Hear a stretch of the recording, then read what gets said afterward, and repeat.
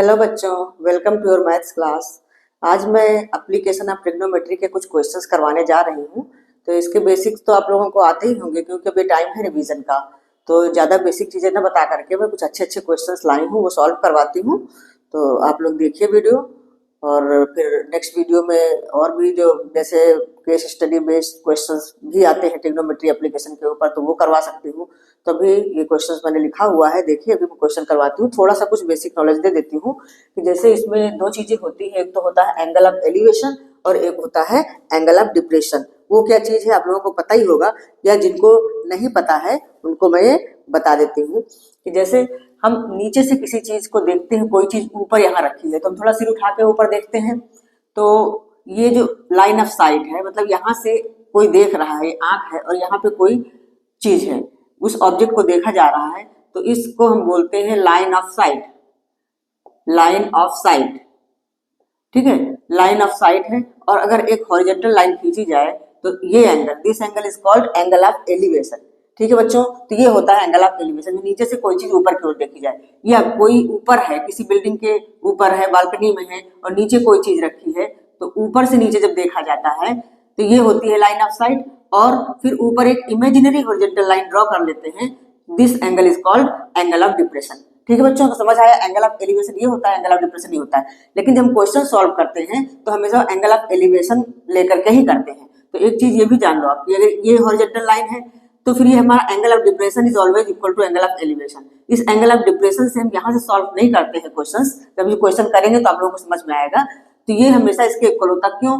क्योंकि ये alternate angle है, इंटीरियर अल्टरनेट एंगल्स इक्वल होते हैं ना, टू पैरेलल लाइंस होती है और थर्ड लाइन को कट करती है, तो ये होते हैं इंटीरियर अल्टरनेट एंगल्स, हमेशा इक्वल होते हैं। तो बस वही कॉन्सेप्ट यहाँ पे यूज किया गया है। ठीक है, तो समझ में आ गया एंगल ऑफ डिप्रेशन क्या होता है। जब ऊपर से नीचे की तरफ देखते हैं तो एंगल ऑफ डिप्रेशन बनता है, और जब नीचे से ऊपर की तरफ देखते हैं तो एंगल ऑफ एलिवेशन बनता है। ठीक है, तो बस इतनी ही बात आपको समझनी, यही दो कॉन्सेप्ट्स हैं जो इसमें यूज हुए हैं। और बाकी जो हमने पिछली क्लासेस में सीखा हुआ है, साइन टैन वगैरह के जो रेशियोज हैं क्या होते हैं, परपेंडिकुलर पर हाइपोटेनस साइन होता है, परपेंडिकुलर पर बेस टैन होता है, तो यही सब यूज करके ये क्वेश्चन सॉल्व होंगे, बेसिक चीजें। ठीक है, तो चलिए हम शुरू करते हैं क्वेश्चन। अब बच्चों ये क्वेश्चन है, a 1.5 meter tall boy is standing at some distance from a 30 meter tall building। तो हम मान लेते हैं कि ये है 30 मीटर टॉल बिल्डिंग और ये है एक बॉय जो कि 1.5 मीटर का है। हॉरिजॉन्टल लाइन को हम मिला देते हैं तो ये हमारा है 1.5 मीटर और ये पूरी बिल्डिंग की हाइट है 30 मीटर। ठीक है, तो कह रहा है कि उसका angle of elevation from his eyes to the top of the building. Top of the building उसका एंगल ऑफ एलिवेशन क्या है, 30 डिग्री से 60 डिग्री हो जाता है as he walks towards the building. जब वो बिल्डिंग की तरफ चलता है तो पहले 30 डिग्री होता है, जब बिल्डिंग की ओर जाता है तो वो हो जाता है 60 डिग्री। मतलब ये हमारा है 30 डिग्री, ये एंगल है 30 डिग्री। जब यहां तक पहुंचता है तो उसका एंगल हो जाता है 60 डिग्री। तो हमें निकालना क्या है, find the distance he walk towards the building. जो डिस्टेंस वो बिल्डिंग की ओर चला है वो हमें ये निकालना है, ये डिस्टेंस निकालना है। तो चलो हम इसकी नेमिंग कर देते हैं। हम मान लेते हैं हमारा ए बी है बिल्डिंग और सी डी है बॉय। अच्छा, ये बॉय जो है जब इधर आ जाता है तो इसका पोजीशन चेंज हो जाता है, तो नाम भी हम चेंज कर देते हैं, ई एफ हो गया। और ये पॉइंट जो है, ये टचिंग पॉइंट, इसका भी नाम दे देते हैं हम, जी नाम दे देते हैं। ठीक है, तो इस तरह से अब हमें क्या क्या दिया है वो हम लिख लेते हैं। तो हम लिख लेते हैं ए बी है 30 metre tall building, 30 metre tall building. ठीक है, और ए ये डीसी, ये सी डी जो भी लिखो इसको, सी डी है 1.5 मीटर टॉल बॉय। ठीक है बच्चों, तो हमारे डायग्राम के अनुसार जैसे हमने डायग्राम बना रखा है तो सी डी इक्वल टू हो जाएगा ए जी। ठीक है, तो according to diagram, according to diagram, जो मैंने डायग्राम बनाया हुआ है इसको तो एक डायग्राम बना के ही सॉल्व करते हैं ना। According to diagram C D equal to है ए जी। तो हमारा ए जी भी हो गया कितना, ए जी हो जाएगा 1.5। ठीक है, 1.5 हमारा ये भी हो जाएगा यहां से यहां तक। अब हमें निकालना क्या है, find the distance he walk towards the building. हमें निकालना है ये क्या, सी एफ, सीई या डी एफ। ठीक है, ये हमें निकालना है। तो क्या निकालना है, सीई हमें निकालना है, ये निकालना है। और हम जानते हैं कि सीई इक्वल टू है डी एफ। तो डीएफ अगर हमारे पास आ जाएगा तो बस वही हमारा आंसर होगा। ठीक है बच्चों, तो पहले अपना ये चार्ट बना लो कि हमें क्या निकालना है, क्या दिया हुआ है, तो इससे सवाल इजी हो जाता है। ठीक है, तो अभी हमें ये ट्रायंगल्स लेने पड़ेंगे, ट्रायंगल बीडीजी और ट्रायंगल बीएफजी, ये लेना पड़ेगा। तो सबसे पहले हम इस ट्रायंगल की जो ये लाइन है बीजी है उसको निकाल लेते हैं। ठीक, तो हम बीजी निकाल लेते हैं। तो बीजी इक्वल टू हो जाएगा ए बी माइनस ए जी। तो ए बी माइनस ए जी मतलब ए बी हमारा है 30 और ए जी हमारा 1.5, देखो लिख रखा है हमने 30 माइनस 1.5 तो इक्वल टू कितना हो गया 28.5। ये हमारे पास बीजी आ गया। अब हमारे पास बीजी की वैल्यू भी आ गई। अब हम सिंपली अपना बस ये सॉल्व करके ले सकते हैं। अब हम ट्रायंगल कोई सा भी ट्रायंगल ले लो पहले, चाहे बीडीजी ले लो चाहे बीएफजी ले लो, कुछ भी ले लो। तो हम ले लेते हैं एक ट्रायंगल, इन ट्रायंगल बीडीजी। ठीक है, इन ट्रायंगल बीडीजी या बीजीडी जो भी लिखो, तो ये राइट ट्रायंगल है। तो इसमें हमें वही फॉर्मूला लगाना पड़ेगा, साइन कॉस टेन जो भी हमें जरूरत है। तो हम लेते हैं इन ट्रायंगल बीडीजी। बीडीजी, अच्छा अब हमें क्या ये मालूम है, हमें बीजी पता है मतलब परपेंडिकुलर पता है और एंगल पता है, और हमें ये बेस में ही तो कुछ निकालना है, तो हम वही tan लेंगे। सिंपल, इस तरह के क्वेश्चन में ज्यादातर tan ही लिया जाता है क्योंकि tan लेने से हमारा काम बन जाता है। तो हम लिखेंगे tan 30 degree, tan 30 degree equal to हो जाएगा बीजी और अपॉन में डीजी। ठीक है, tan 30 डिग्री बीजी अपॉन डीजी। tan 30 क्या होता है 1/√3। अब बीजी हमने क्या निकाला था, ये रहा हमारा बीजी। बीजी की वैल्यू यही तो निकली थी हमारी। बीजी इक्वल टू है 28.5 और अपॉन में डीजी, क्रॉस मल्टीप्लाई करेंगे तो डीजी की वैल्यू हमारी आ गई 28.5/√3। ठीक है, ये वैल्यू हमने डीजी की निकाल लिया, एक वैल्यू मिल गई। अब हमको निकालना क्या है, हमें निकालना है ये डीएफ, मतलब सीई निकालना है मतलब डीएफ निकालना है। अब इस दूसरे ट्रायंगल में अगर हम ये निकाल लें तो बस इस डीजी में से जीएफ माइनस कर देंगे तो हमारा डीएफ आ जाएगा। अब सेकेंड ट्रायंगल लेते हैं, इन ट्रायंगल बीएफजी। बीएफजी, अब इसमें tan 60 डिग्री हो जाएगा, tan 60 डिग्री इक्वल टू हो जाएगा बीजी अपॉन में एफ जी। tan 60 होता है √3, बीजी की वैल्यू हमको पता है 28.5 और अपॉन में एफ जी। तो हमारा एफ जी क्या आ गया, एफ जी इक्वल टू आ गया √3, इधर आ जाएगा 28.5 अपॉन में √3। ठीक है, ये हमारा हो गया इक्वेशन 1। ये इक्वेशन 2 ना भी डालो तो भी चल जाएगा। हमारे पास डीजी आ गया, एफ जी आ गया, मतलब पूरा डीजी आ गया पूरा एफ जी आ गया। हमको निकालना क्या है, डीएफ ही तो निकालना है, तो बस हम डीएफ निकाल लेते हैं। तो डीएफ इक्वल टू हो जाएगा डीजी माइनस एफ जी। ये नेम आप लोग कुछ भी कर सकते हैं, यहाँ PQR करके भी ले सकते हो। तो DG minus F G, DF निकल जाएगा। तो डीएफ इक्वल टू हो जाएगा, डीजी हमारा क्या आया है 28.5√3 माइनस 28.5 अपॉन में √3। अब इसको हम सॉल्व करें, इधर कर लेते हैं सॉल्व। तो 28.5 √3 का मल्टीप्लाई हो जाएगा तो हो जाएगा 3, मतलब ऐसा आ जाएगा। डीएफ इक्वल टू हो जाएगा 28.5 मल्टीप्लाई 3 माइनस 28.5 और अपॉन में √3। अब इसको सॉल्व करो, डीएफ इक्वल टू 3 से मल्टीप्लाई करो, 3 × 15 हासिल 1, 3 × 24 1 25 हासिल 2, 3 × 6 2 8, 85.5 माइनस 28.5 अपॉन में √3। ठीक है बच्चों, समझ में आ रहा है ना। ये नेमिंग आप कैसे भी कर सकते हो, जो मर्जी हो आप नेम दो, PQRS कुछ भी नाम दे दो। ठीक है, तो अब 85.5 में से 28.5 हम माइनस करेंगे तो क्या आएगा, डीएफ इक्वल टू हो जाएगा, में से 0 हो गया और 5 में से 15 में से 8 गया 7, मतलब आएगा हमारा 57.0। तो हम 57 लिख सकते हैं, 57 अपॉन √3। अब इस तरह से आंसर नहीं छोड़ते, √3 को हम रेशनलाइज करके इसको ऊपर नीचे √3 से मल्टीप्लाई करेंगे तो हमारा ऐसा आ जाएगा 57 √3 और अपॉन में 3। तो 3 से कैंसिल हो जाएगा, कट जाएगा 19, तो क्या हो जाएगा 19 √3 मीटर।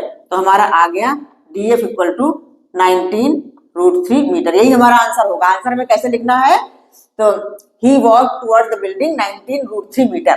तो बस हमारा आंसर इस तरह से हम लिखेंगे, ही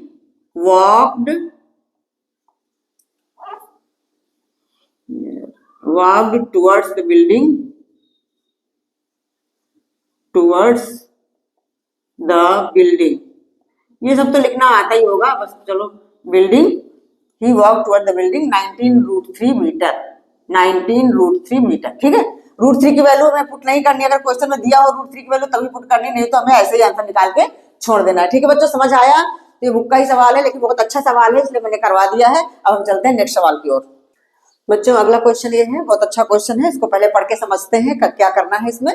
from the top of a 7 metre high building the angle of elevation of the top of a cable tower, मतलब यहाँ पर नीचे से, जमीन से नहीं, 7 मीटर हाई बिल्डिंग से केबल टावर को हम देखते हैं तो एंगल ऑफ एलिवेशन है 60 डिग्री, क्योंकि जब नीचे से ऊपर देखते हैं तभी एंगल ऑफ एलिवेशन बनता है। इसका मतलब कि हमारी बिल्डिंग छोटी है, केबल टावर ऊंचा है। तो बस ये इस तरह से समझ करके कॉन्सेप्ट को तब हम डायग्राम ड्रॉ करते हैं। तो हम मान लेते हैं कि ये है हमारी 7 metre high building, 7 metre high building है, ठीक है। और ये हमारा मतलब इसी, ये हॉरिजॉन्टल है, और ये हमारा है केबल टावर, ठीक है, ये केबल टावर है, ठीक। तो ये 7 मीटर हाई बिल्डिंग है, तो हमारा एंगल ऑफ एलिवेशन, अब इसको हम ये जोड़ लेंगे हॉरिजॉन्टल लाइन, तो एंगल ऑफ एलिवेशन हमारा ये होगा, ठीक है। अब देखो समझो इसको, from the top of a 7 metre high building the angle of elevation of the top of cable tower, cable tower के टॉप का एंगल ऑफ एलिवेशन कितना है 60 degree, and the angle of depression of its foot is 45 degree, और angle of depression, अब ये tower का foot तो ये है, तो अब इसी बिल्डिंग के टॉप से ही एंगल ऑफ डिप्रेशन, तो एंगल ऑफ डिप्रेशन क्या होता है, जब ऊपर से नीचे की ओर देखते हैं तो एंगल ऑफ डिप्रेशन हमारा ये है, ये वाला एंगल ऑफ डिप्रेशन है, तो ये कितना है 45 डिग्री, ठीक है। तो अब हमें determine the height of the tower, हमें हाइट ऑफ द टावर निकालना है। तो हमने बताया था कि angle of depression is equal to angle of elevation, मतलब ये 45 है तो हमारा ये वाला एंगल भी 45 हो जाएगा, क्योंकि सवाल जब हम निकालेंगे तो हमें इसी एंगल की जरूरत पड़ेगी। अब हम मान लेते हैं, अब इसके नाम दे दो, let A B is the building and C D is the cable tower, और अब ये पॉइंट जो कट कर रहा है इसको भी एक नाम हम दे देते हैं, ये है पॉइंट ई, ठीक है। तो हमें क्या निकालना है, हमें सी डी निकालना है, determine the height of the tower, और दिया क्या क्या है वो सब चीजें हम लिख लेते हैं। तो हम लिख लेते हैं, let A B is building,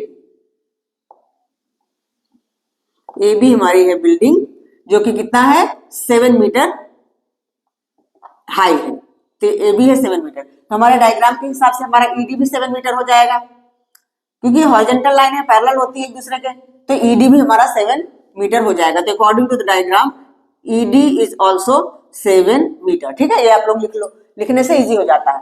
और सीडी क्या है हमारा केबल टावर, तो अब हम आगे लिखते हैं, CD is cable tower,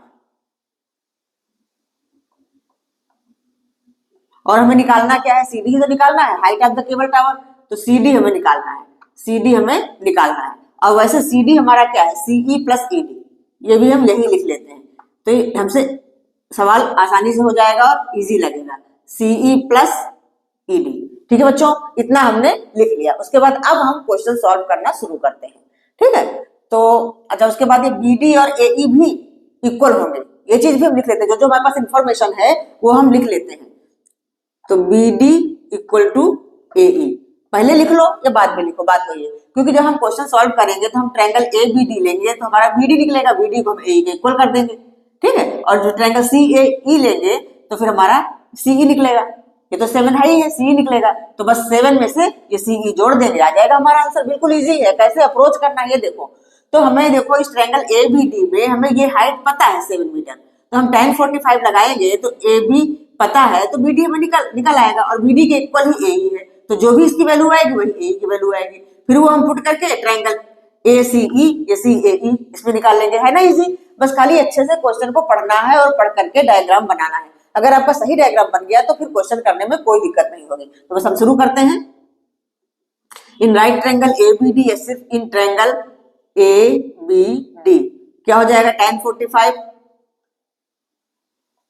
tan 45 equal to हो जाएगा ए बी अपॉन में बी डी। ये सब तो बताने की जरूरत नहीं है ना, क्या tan थीटा क्या होता है, परपेंडिकुलर अपॉन बेस, तो वही हमने यूज किया हुआ है, ठीक है। तो अच्छा, ये एंगल वगैरह भी आप लोग लिख सकते हैं, यहाँ पे लिख लो, इनको भी लिख लो, angle E A C equal to 60 degree and angle A D B angle A D B equal to है 45 डिग्री। वैसे डायग्राम में आपने बना के लिख दिया है, तो यहाँ नहीं भी लिखोगे तो कोई मार्क्स कटने वाले नहीं है, ठीक है। ये भी हमने ये सारा डाटा हमने कलेक्ट कर लिया, जो जो हमारे पास है वो हमने लिख लिया। अब tan 45 की वैल्यू होती है 1, तो 1 इक्वल टू ए बी हमारा कितना है 7 अपॉन में बी डी। तो हमारा बी डी क्या आ गया, बी डी इक्वल टू आ गया 7 मीटर। तो बी डी के इक्वल ही तो हमारा था ए ई, ठीक है। तो देयरफॉर हमारा ए ई भी हो जाएगा ए ई इक्वल टू 7 मीटर। ये सब लिख लेने से इजी रहता है। अब हम ले लेते हैं now in triangle A C E, in triangle A C E tan 60 degree, tan 60 degree equal to हो जाएगा सी ई अपॉन में ए ई। tan 60 की वैल्यू क्या होती है √3 equal to C E upon A E हमारा 7 है, तो हमारा सी ई आ गया 7√3 मीटर। अब हमें निकालना क्या है, हाइट ऑफ द टावर, ठीक है। तो अब हम यहाँ लिख लेते हैं, चलो इधर कर लेती हूं मैं, हाइट ऑफ द टावर क्या है हमारा सी डी। तो क्या हो जाएगा सी डी इक्वल टू है सी ई प्लस ई डी, ठीक है। तो C D equal to C ई हमने क्या निकाला है 7√3 प्लस ई डी हमारा क्या है 7। तो बस आ गया हमारा आंसर 7, कॉमन ले लेते हैं, तो ये हो गया √3 + 1, अंदर हो गया √3 + 1, तो यही हमारा आंसर आ जाएगा, हाइट ऑफ द टावर यही आ गया। ठीक है बच्चों, तो क्वेश्चन को अच्छे से पढ़िए, पढ़ करके डायग्राम बनाइए। डायग्राम बनाने के बाद जो जो चीजें हमें गिवन है उनको आप अगर लिख लोगे तो फिर क्वेश्चन इजी हो जाएगा। और नहीं भी लिखते हो तो यहाँ पे लिखा हुआ यहीं से अपना डायग्राम देख देख करके क्वेश्चन को सॉल्व कर लो। एग्जाम में अगर टाइम ज्यादा नहीं है तो फटाफट डायग्राम बनाओ, वहीं पे सारे वैल्यूज वहीं पे रख दो और उसके बाद अपना क्वेश्चन सॉल्व कर लो, ठीक है। तो ये क्वेश्चन बहुत मुश्किल नहीं होते हैं, बस खाली थोड़ा समझना है। तो चलते हैं हम अगले क्वेश्चन पे। बच्चों ये क्वेश्चन बहुत अच्छा है, देखो क्वेश्चन को पढ़ो पहले। The shadow of a tower standing on a level ground is found to be 40 metre longer. देखो सबसे पहले हम टावर बना लेते हैं। एक टावर है, नाम इसका दे देते हैं हम ए बी। एक लेवल ग्राउंड पे खड़ा हुआ है, तो शैडो जब पड़ेगी टावर की तो नीचे पड़ेगी जमीन पे। तो shadow of a tower standing on a level ground is found to be 40 metre longer when the sun's altitude is 30 degree then when it is 60 degree. तो 60 डिग्री जब बनता है एंगल, मान लो ये है, तो पहले बनता है 60 और जितना दूर जाते जाएंगे उतना कम एंगल बनेगा। तो हमारा इस टाइप से बनेगा, ये है 60 डिग्री, सन्स अल्टीट्यूड है 60 डिग्री पे, और उसके बाद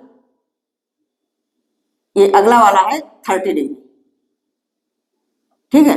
तो ये ट्रायंगल ए बी और इसको हम सी, इसको डी पॉइंट दे देते हैं, ठीक है। तो हमसे क्या बोला गया है कि shadow is 40 metre longer when the sun's altitude is 30 degree. जब इसकी अल्टीट्यूड 30 डिग्री थी तो शैडो कितना है 40 मीटर लॉन्गर, मतलब हमारा डीसी जो है ये है 40 मीटर। ठीक है बच्चों, समझ में आ रही है। जब सन का अल्टीट्यूड 60 डिग्री पे था तो ए बी टावर की शैडो बन रही थी एसी, और जब अब 30 डिग्री हो गया तो ए बी टावर की शैडो बन रही है एडी, और एडी जो है एसी से 40 मीटर लॉन्गर, 40 मीटर ज्यादा बड़ी है, तो इसलिए हमारा डीसी 40 मीटर हुआ, ठीक है। तो बस हम इसको सॉल्व करते हैं, इजी सवाल है, कुछ नहीं है। तो let A B is tower, A B हमारा है टावर, तो एडी लॉन्गर शैडो जो कि बड़ी है, लॉन्गर शैडो, और एसी है स्मॉलर शैडो, एसी है स्मॉलर शैडो, स्मॉलर शैडो, ठीक है। तो कितना बड़ी है 40 मीटर। तो अगर हम AC को X ले लेते हैं और AB को H मान लेते हैं, इससे थोड़ा हमारा सवाल इजी हो जाएगा करने में, है। तो हम लिखते हैं कि let AC equal to X and AB equal to H। तो हमारा जो AC को X लिया है तो AD कितना हो जाएगा, तो AD इक्वल टू हो जाएगा 40 + X, ठीक है। यहां तक क्लियर हुआ, बात समझ में आई। अब देखो दो ट्रायंगल है हमारे पास, एक तो ABC और दूसरा ABD, तो बारी बारी से एक एक ट्रायंगल से हम काम कर लेते हैं, ठीक है। तो हम एक एक ट्रायंगल से काम कर लेते हैं। तो कोई भी ट्रायंगल पहले ले लो, हम ले लेते हैं triangle ABC।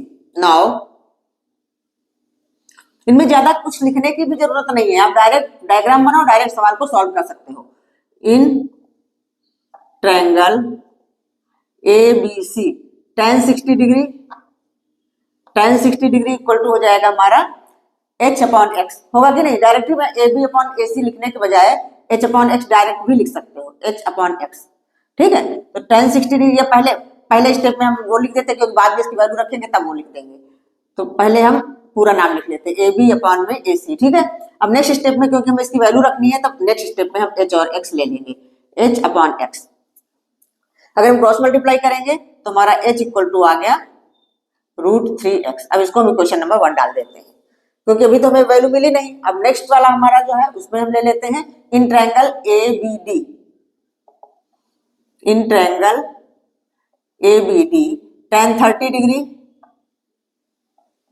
Equal to AB upon में AD। तो tan 30 होता है 1 अपॉन √3 इक्वल टू AB है h, और AD हमारा कितना है, AD हमने यहाँ लिखा हुआ है 40 प्लस एक्स, तो इसकी जगह हम 40 प्लस एक्स डाल सकते हैं। ठीक है, क्रॉस मल्टीप्लाई करेंगे तो हमारा आएगा h √3 equal to 40 plus x. ये हमारा ये आ गया। अब इक्वेशन 1 में हमने h की वैल्यू यहाँ पे लिखी हुई है, तो वही h की वैल्यू हम डाल देते हैं फ्रॉम इक्वेशन 1। h की वैल्यू क्या है, √3x, तो यहाँ h की जगह पे हम लिखेंगे √3x और into √3 equal to 40 plus x. यहाँ पे आप लिख दो from equation 1, from equation 1। Equation 1 से हमने h की जगह पे √3x डाला हुआ है। अब √3 को √3 से मल्टीप्लाई करेंगे तो आएगा 3x। अब ये वाला x इधर ले आते हैं तो माइनस, ये वाला x इधर ले आते हैं तो इधर आके माइनस हो जाएगा, इक्वल टू 40। तो क्या आ गया, 2x इक्वल टू आ गया 40। तो x की वैल्यू आ गई 40 अपॉन में 2, 40 अपॉन 2 कितना आ गया 20 मीटर। हमारे पास ये आ गई वैल्यू 20 मीटर x की। और हमसे पूछा क्या जा रहा है, हमसे पूछा जा रहा है हाइट ऑफ द टावर, हमसे h पूछा जा रहा है। तो h क्या हो जाएगा, h इक्वल टू था √3x, h इक्वल टू था √3x, तो इक्वल टू हो जाएगा 20 √3, x की वैल्यू 20 आई है, 20 √3 मीटर। तो बस अब हम लिख सकते हैं, हमारा आंसर इस तरह से पूरा लिख के आना है, बोर्ड में एग्जाम में पूरा लिख के आना है जो पूछा गया, ऐसे नहीं छोड़ देना। Height of the tower equal to 20 √3 metre. ठीक है बच्चों, समझ में आ रहा है ना। तो ये भी क्वेश्चन कुछ मुश्किल नहीं है, बस खाली अच्छे से पढ़ना है, पढ़ के डायग्राम अच्छे से बनाना है। ठीक है, चलते हैं नेक्स्ट क्वेश्चन की ओर। तो बच्चों देखिए ये क्वेश्चन है, a straight highway leads to the foot of a tower. एक टावर है और ये कोई हाईवे है, straight highway leads the foot of the tower, a man standing at the top of the tower. यहाँ पे कोई मैन है, ऑब्जर्व से car at an angle of 30 degree, एक कार को आता हुआ देख रहा है at an angle of 30 degree. मतलब ये एंगल तो एंगल ऑफ एलिवेशन हो जाएगा, वो देख रहा है मतलब एंगल ऑफ डिप्रेशन, ये ऊपर से नीचे की तरफ देख रहा है ना, तो एंगल ऑफ डिप्रेशन ये है 30 डिग्री। ठीक है, तो जब एंगल ऑफ डिप्रेशन 30 होता है तो ये एंगल ऑफ एलिवेशन भी 30 डिग्री होता है। ठीक है, इस तरह से डायग्राम बनेगा। अच्छा, वो कार जो है which is approaching the foot of the tower, जो कि फुट ऑफ द टावर आ रही है विथ यूनिफॉर्म स्पीड, उसकी स्पीड बिल्कुल यूनिफॉर्म है, एक जैसी स्पीड से आ रही है। 6 seconds later the angle of depression of the car is found to be 60 degree. 6 second later ये हमारा एंगल ऑफ डिप्रेशन जो है अब ये हो जाता है पूरा, ये वाला। ठीक है, ये बड़ा वाला एंगल ये कितना है 60 डिग्री। दैट मीन्स ये वाला एंगल हमारा हो गया 60 डिग्री। 6 सेकंड के बाद, मतलब इतनी डिस्टेंस कवर करने में उसको 6 सेकंड का टाइम लगा है। तो हमें बताना है कि find the time taken by the car to reach the foot of the tower from this point. इस पॉइंट से फुट ऑफ द टावर पर पहुंचने में उसको कितना टाइम लगा। तो चलो हम नेमिंग कर देते हैं, हम मान लेते हैं let A B is tower and C is the point where angle of depression was 30 degree. Angle of depression मतलब ये वाला छोटा वाला एंगल 30 डिग्री है, और car is approaching to the foot of the tower, तो उसका एंगल ऑफ डिप्रेशन हो जाता है 60 डिग्री। इस पॉइंट को हम नाम दे देते हैं डी। ठीक है, तो हमें निकालना है time taken by the car to reach the foot of the tower. तो हम कैसे निकालेंगे, अभी तक तो हमें हाइट या डिस्टेंस ऐसा पूछा जाता था, तो कोई बात नहीं, हम इनका रिलेशन निकालेंगे। CD और AD का रिलेशन निकाल करके हम बता सकते हैं, क्योंकि CD डिस्टेंस कवर करने में कितना टाइम लग रहा है 6 सेकंड। 6 सेकंड के बाद ही तो यहाँ पर पहुंचा है, तो फिर हमारा AD डिस्टेंस कवर करने में कितना टाइम लगेगा वो हम निकाल सकते हैं। तो हमें AD और CD का रिलेशन निकालना, वो तो हम निकाल ही सकते हैं इससे। ठीक है बच्चों, तो हमें क्या दिया हुआ है और क्या हमें निकालना है। तो हमें दो ट्रायंगल बन रहे हैं, एक तो हमारा बन रहा है ABC और दूसरा बन रहा है ABD। तो AB दोनों ही बार आ रही, जैसे पिछला क्वेश्चन किया था, तो हम ए बी को एच मान लेते हैं, थोड़ा इजी हो जाएगा। तो let A B is H, तो हम पहले जो दिया हुआ है वो सब चीजें लिख लेते हैं कि let A B is tower, let A B है टावर,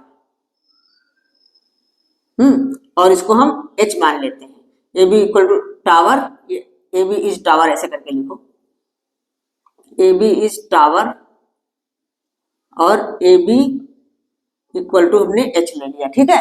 और हमें निकालना क्या है, टाइम टेकन, तो पहले हम इनका रिलेशन निकालते हैं, फिर टाइम टेकन हम निकाल ही लेंगे, ठीक। तो अब एंगल हमारा ये है बी सी ए 30 डिग्री है और बी डी ए 60 डिग्री है, तो डायग्राम में बना दिया, ज्यादा कुछ लिखने की जरूरत नहीं, सीधा आप ट्रायंगल लेना चालू कर दो। तो इन ट्रायंगल ए बी सी, पहले हम ट्रायंगल ए बी सी ले लेते हैं। तो इन, क्योंकि ज्यादा कहानी लिखने का टाइम नहीं होता एग्जाम में, इन ट्रायंगल ए बी सी बस समझ में आना चाहिए, आपको समझ में आ गया, आप वैसे ही सॉल्व करोगे तो एग्जामिनर को समझ में आ ही जाएगा कि हाँ बच्चे ने सही किया है, सही समझा है क्वेश्चन को। तो in triangle A B C tan 30 degree equal to A B upon में ए सी लिख सकते हैं, tan 30 degree equal to A B upon A C, ठीक है। tan 30 होता है हमारा 1/√3, ए बी को हमने एच ले रखा है और अपॉन में ए सी, ठीक है। तो हमारा ए सी क्या आ जाएगा, ये एच जो भी है ए सी के टर्म में एच को निकाल लो, या जो भी, जैसे ए सी इक्वल टू h√3 आ जाएगा, या h equal to h√3 equal to आ जाएगा हमारा ए सी, या h इक्वल टू हम लिख सकते हैं ए सी अपॉन में √3। हमने ऐसा क्यों कर लिया, क्योंकि हम जब दूसरा वाला ट्रायंगल लेंगे तब भी हमारा h आएगा, तो फिर हम दोनों को कंपेयर करेंगे, ठीक है। दूसरा ट्रायंगल ले लेते हैं, तो इस तरह से इक्वेशन नंबर 1 डाल के छोड़ दो, h की वैल्यू हम उसमें पुट करेंगे, फिर ए सी अपॉन √3 जो हमने निकाला हुआ है, ठीक है बच्चों, समझ में आया। तो ये हमने क्वेश्चन नंबर 1 डाल के छोड़ दिया, पिछले क्वेश्चन जैसा ही है। अब in triangle A B D, in triangle A B D tan 60 degree, tan 60 degree equal to हो जाएगा ए बी अपॉन में ए डी, ठीक है। tan 60 होता है √3 इक्वल टू ए बी को h लिया है, h अपॉन ए डी, या h इक्वल टू हो जाएगा ए डी √3, ठीक है। अब h की वैल्यू इक्वेशन 1 से हम इसमें पुट करते हैं, तो h की वैल्यू हमने क्या लिया था, तो फ्रॉम इक्वेशन 1 यहाँ पे लिख लो, यही लिख लो, फ्रॉम इक्वेशन 1, ये हमने लिख लिया। h की जगह हम डालेंगे ए सी अपॉन में √3 इक्वल टू ए डी √3। हमने बताया था ना पहले ही कि हमें सी डी और ए डी का रिलेशन निकालना है, तो ए सी हमारा क्या है, A D plus C D है कि नहीं। अभी हम इसको सॉल्व करेंगे, तो ऐसा हो जाएगा ए सी इक्वल टू हो जाएगा √3 को √3 से मल्टीप्लाई करा तो 3 ए डी। अब ए सी को हम तोड़ेंगे C D plus A D में, तो C D plus A D equal to 3 A D.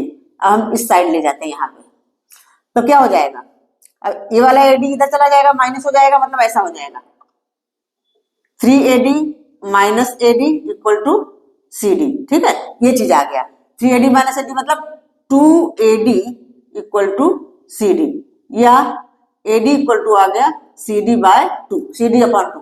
ये रिलेशन हमने निकाल लिया। अभी यहाँ 6 नहीं रख देना है, कई बार बच्चे सीडी की जगह 6 रख देते, वो गलत है, क्योंकि 6 मीटर थोड़ी दिया हुआ है, ये दिया है कि 6 सेकंड में कार सी पॉइंट से डी पॉइंट तक पहुंची है, मैं 30 डिग्री एंगल से 60 डिग्री एंगल तक पहुंची है, तो हमने ये रिलेशन निकाल लिया AD equal to C D upon 2। बस अब हमें यहाँ 2 लाइन लिखनी है और कुछ नहीं है, to cover C D distance car takes 6 seconds, बस यही लिख लेना है, to cover distance C D,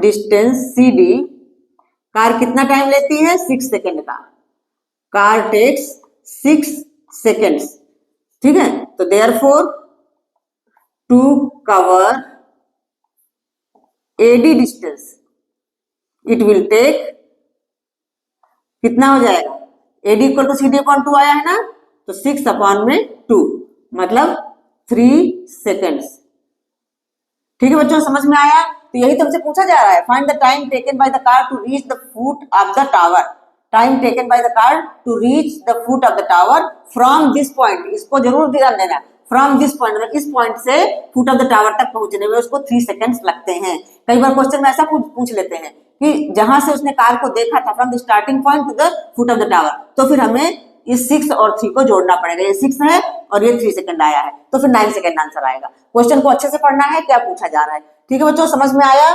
question बहुत अच्छा है, इंपॉर्टेंट क्वेश्चन है। तो अब हम चलते हैं नेक्स्ट क्वेश्चन की ओर। The angle of elevation of an aeroplane from a point A on the ground is 60 degree. ये ग्राउंड पे कोई पॉइंट है ए, कोई एरोप्लेन उड़ रहा है, तो उसका है एंगल ऑफ एलिवेशन है 60 डिग्री। मान लो यहाँ पे है एरोप्लेन, ठीक है, तो ये हमारा एंगल है 60 डिग्री, 60 डिग्री, ठीक है।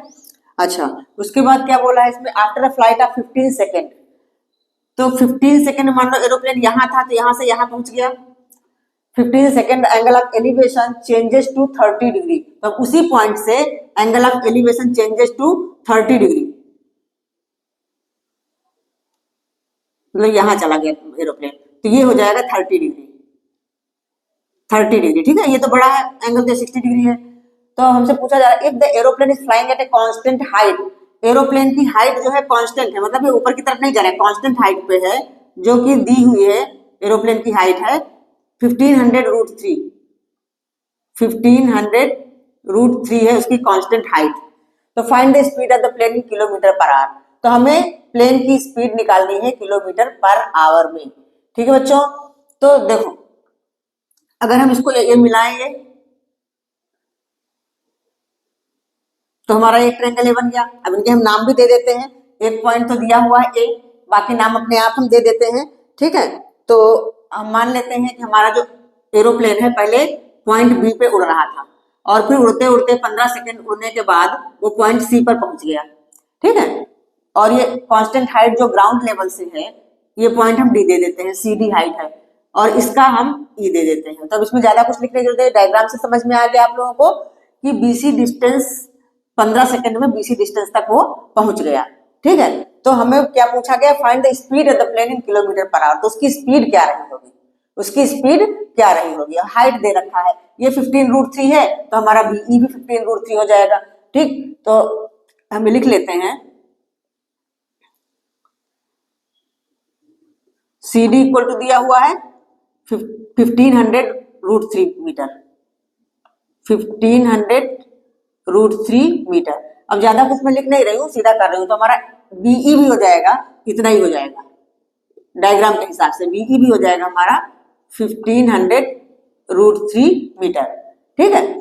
अच्छा, और ये 15 सेकंड यहाँ पे दिया, 15 सेकंड के बाद ये पॉइंट सी पर पहुंचा है, ठीक। तो हम अपना ट्रायंगल ले लेते हैं, हम ट्रायंगल ले लेते हैं ए बी ई, पहले हम ए बी ई ले लें। In triangle A B E 1060 degree लगेगा। Now in triangle A B E, ये वाला in triangle A B E 1060 degree, 1060 degree equal to क्या हो जाएगा, ए बीई बीई अपॉन में ए ई, ठीक है। 1060 की वैल्यू √3 और बीई हमारा है 1500√3 अपॉन में ए ई, ठीक है बच्चों, समझ में आया। तो ए ई हमारा निकल जाएगा, ए ई इक्वल टू हो जाएगा 1500√3 अपॉन में √3, √3 से √3 कैंसिल हो गया, ए ई निकल गया हमारा 1500। ए ई डिस्टेंस जो है हमारा है 1500, मतलब तो ईडी जितना ईडी होगा उतना ही बीसी होगा, ए ई निकल गया है, तो हमें एक्चुअली ईडी निकालना है, क्योंकि वो पॉइंट बी से पॉइंट सी तक एरोप्लेन गया है, तो कितनी डिस्टेंस कवर किया है। जब हम डिस्टेंस कवर निकालेंगे और टाइम हमारा दिया हुआ है 16 सेकेंड, तो डिस्टेंस अपॉन टाइम ही तो स्पीड होता है, हमसे स्पीड ऑफ द प्लेन पूछा गया है, तो पहले आपको ये समझना होगा स्पीड होता क्या है। स्पीड होता है डिस्टेंस अपॉन टाइम, स्पीड होता है डिस्टेंस अपॉन टाइम, तो हमें ये डिस्टेंस निकालना है ईडी, तो ईडी के इक्वल ही तो बीसी है, ये भी हम यहाँ पे लिख लेते हैं डायग्राम के हिसाब से, ईडी इक्वल टू बीसी। हमारे पास ए ई डिस्टेंस आ चुका है, ए हमारे पास 1500 आ चुका है। तो अब हम ये वाला ट्रायंगल लेते हैं, in triangle A D C, A C D, in triangle A C D tan 30 degree, इसमें tan क्या है 30 डिग्री है, एंगल 30 डिग्री है तो हम tan 30 डिग्री लेंगे, सी डी अपॉन में ए डी, ठीक है लिख सकते हैं। tan 30 की वैल्यू होती है 1/√3 इक्वल टू सी डी हमारा 1500 √3 है, और ए डी हमारा है क्या actually, A D A E plus E D, A E plus E D, A E हम निकाल चुके हैं, ए की वैल्यू हम पुट कर देंगे यहाँ पे, चलो क्रॉस मल्टीप्लाई कर लेते हैं, √3 का √3 से मल्टीप्लाई हुआ मतलब ऐसा आ गया, A E plus E D equal to 1500 multiply 3, ये चीज आ गई। अच्छा ए की वैल्यू हमने यहाँ निकाला हुआ है 1500 लिख लेंगे हम, प्लस ये इक्वेशन 1 डाल दो तो यहाँ से हम लिख लेंगे from equation 1 plus E D equal to, इसको मल्टीप्लाई कर लो तो 4500 आ जाएगा। अब ईडी डिस्टेंस हमारे पास क्या आ गया 4500 माइनस 1500 तो कितना आ गया, ईडी इक्वल टू आ गया हमारे पास 0,0,0 4 में 7 गया 3000 मीटर हमारे पास ईडी आ गया। तो ईडी ही तो बीसी है जो कि एरोप्लेन ने डिस्टेंस बी से सी तक कवर किया है, वो 15 सेकेंड में किया गया है, ठीक है। तो हमारे पास ये चीज आ गई, ईडी इक्वल टू बीसी है, तो बीसी डिस्टेंस हो गया हमारा 3000 मीटर। अब हमसे स्पीड पूछा जा रहा है, स्पीड ऑफ द एरोप्लेन, तो स्पीड क्या होता है डिस्टेंस अपॉन में टाइम, ठीक है। मैं यही कर देती हूँ, डिस्टेंस है हमारा 3000 और टाइम कितना दिया हुआ है 15 सेकेंड, काटो इसको 200 आ गया 200, तो कितना आ गया 200 मीटर पर सेकेंड, ये आ गई स्पीड। लेकिन हमसे पूछा है इन किलोमीटर पर आवर, तो बस चेंज कर लेंगे, वेरी सिंपल, मीटर को किलोमीटर बनाने के लिए 1000 से डिवाइड करते हैं, सॉरी किलोमीटर से मीटर बनाने में मल्टीप्लाई करते हैं, और मीटर तो छोटी यूनिट है, छोटी यूनिट से जब बड़ी यूनिट में चेंज करेंगे तो हमें डिवाइड करना पड़ेगा, 200 को 1000 से डिवाइड करेंगे, और सेकंड को आवर में बनाने के लिए क्या करना पड़ेगा, उसमें भी डिवाइड करना पड़ेगा, मतलब ऐसा हो जाएगा 1 सेकेंड है ना, पर सेकेंड मतलब 1 सेकेंड अपॉन में आवर में चेंज करेंगे तो 60 इंटू 60, मतलब हमारा ऐसा हो जाएगा यार 200 अपॉन में 1000 और इंटू 60 इंटू 60 अपॉन में 1, ऐसा हो जाएगा।